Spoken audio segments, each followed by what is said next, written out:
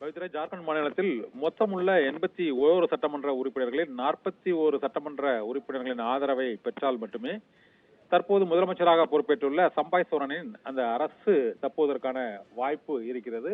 ஒட்டுமொத்தமாக அங்கு உள்ள சட்டமன்ற உறுப்பினர்களின் எண்ணிக்கையை பொறுத்தவரை ஜார்க்கண்ட் முக்தி மோர்ச்சா கட்சிக்கு 28 சட்டமன்ற உறுப்பினர்களும், காங்கிரஸ் கட்சிக்கு 16 சட்டமன்ற உறுப்பினர்களும், ராஷ்டிரிய ஜனதாதள் மற்றும்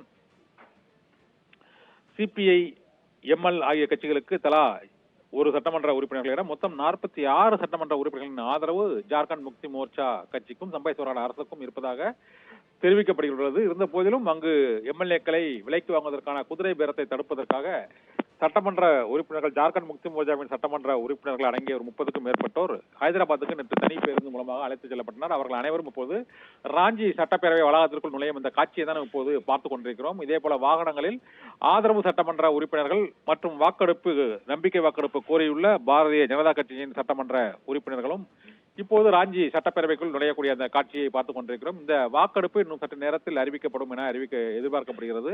இந்த வாக்கெடுப்பில் முதல்வராக பொறுப்பேற்றுள்ள சம்பாய் சோரன் அரசு தப்புமா தப்பாதா என்பது தொடர்பான அறிவிப்பை சபாநாயகர் வெளியிட இருக்கிறார்.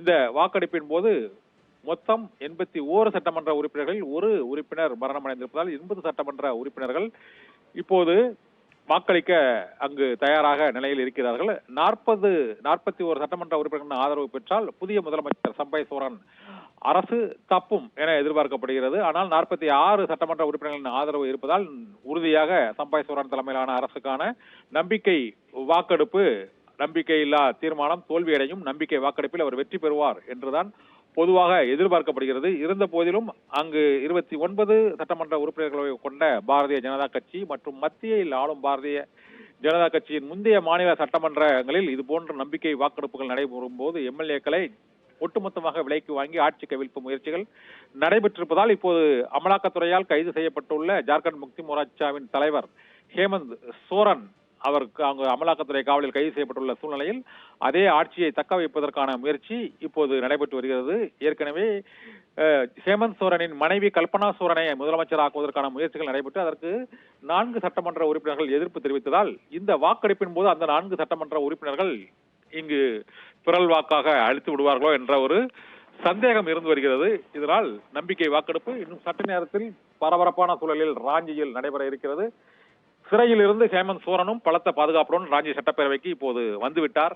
மற்ற ஹைதராபாத் உள்ளிட்ட இடங்களில் தங்க வைக்கப்பட்டிருந்த மற்ற எம்எல்ஏக்களும் இப்பொழுது ராஞ்சி சட்டப்பேரவைக்கு வந்துவிட்டனர். இதனால் இன்னும் சில நிமிடங்களில் இந்த நம்பிக்கை வாக்கெடுப்பு நடைபெற்று முடிவுகள் அதிகாரப்பூர்வமாக அறிவிக்கப்படும் என எதிர்பார்க்கப்படுகிறது. பவித்ரா.